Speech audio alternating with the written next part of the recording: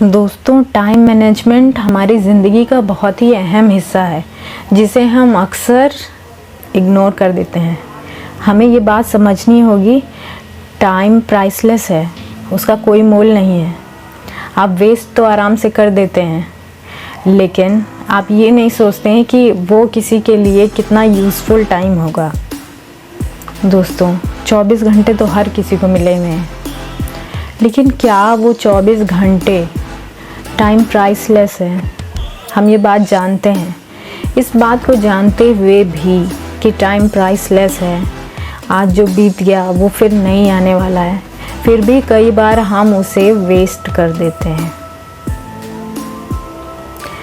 आप ऐसे समझिए कि आप किसी दिन सुबह लेट उठे, आधा घंटा लेट, फिर क्या होता है? हो सकता है कि आपका कोई शेड्यूल होगा कि इतने टाइम पे मुझे ये करना है, फिर ये करना है, ऐसे करके आपने शेड्यूल बनाया होगा। तो क्या होता है कि कई बार क्या होता है कि मैं खुद भी ऐसा करती थी कि मेरा रूटीन है कि मुझे इतने बजे उठना है, फिर मुझे लेट हो गया उठने में, फिर लगता था कि अरे यार अब तो लेट हो गया, अब करने से क्या फ़ायदा, छोड़ो इसे। लेकिन ये मैं नहीं सोच पाती थी कि कम से कम वो आधा घंटा जो मेरे पास बचा हुआ है, उसमें अगर मैं थोड़ा ही काम करूं, जितना टाइम है उसमें अगर मैं थोड़ा ही काम करूं तो वो काम कम तो होगा। ये थॉट मेरे दिमाग में आया ही नहीं। अब मुझे ये इस बात की इम्पोर्टेंस समझ में आती है। दोस्तों, समय कीमती है, इसे हम लॉस नहीं कर सकते हैं, हमको इसे खर्च नहीं करना है, इसका इस्तेमाल करना है अच्छे से। तो इसीलिए सबसे पहले तो आप अपना टाइम शेड्यूल बनाइए।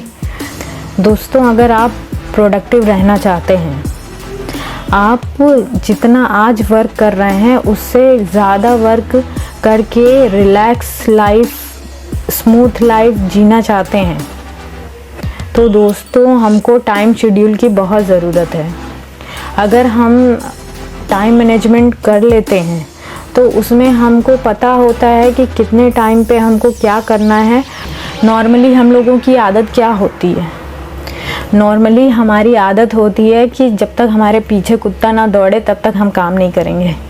जब तक एकदम एंड मोमेंट, जैसे कि मुझे 4 महीने का टाइम मिला कि मुझे ये प्रोजेक्ट फिनिश करना है, मैं क्या करूँगी, एकदम लास्ट के 3-4 दिन में उसको फिनिश करने की कोशिश करूँगी।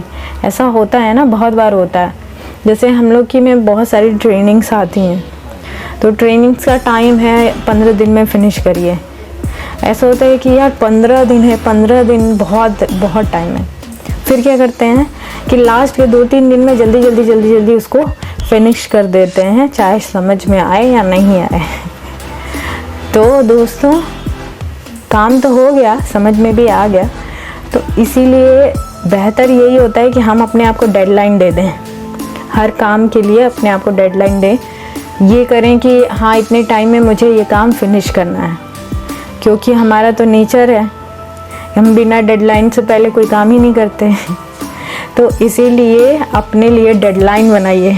टाइम मैनेजमेंट ऐसा करिए कि अपने लिए हर चीज़ का डेडलाइन बनाइए कि इतने टाइम में मुझे ये काम फिनिश कर देना है।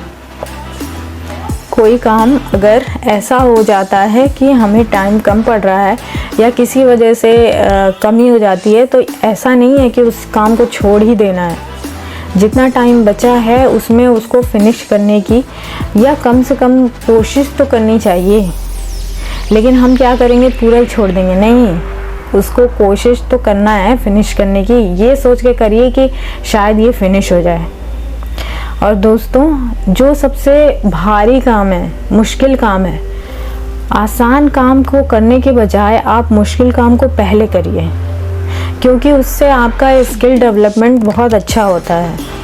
आसान काम तो आप कर ही लेंगे, उसमें आप एक्सपर्ट हैं, लेकिन जो मुश्किल काम को आप कर लेंगे तो आपको अचीवमेंट का एहसास होगा, आपको फील होगा कि हाँ, मैंने कुछ अचीव किया है।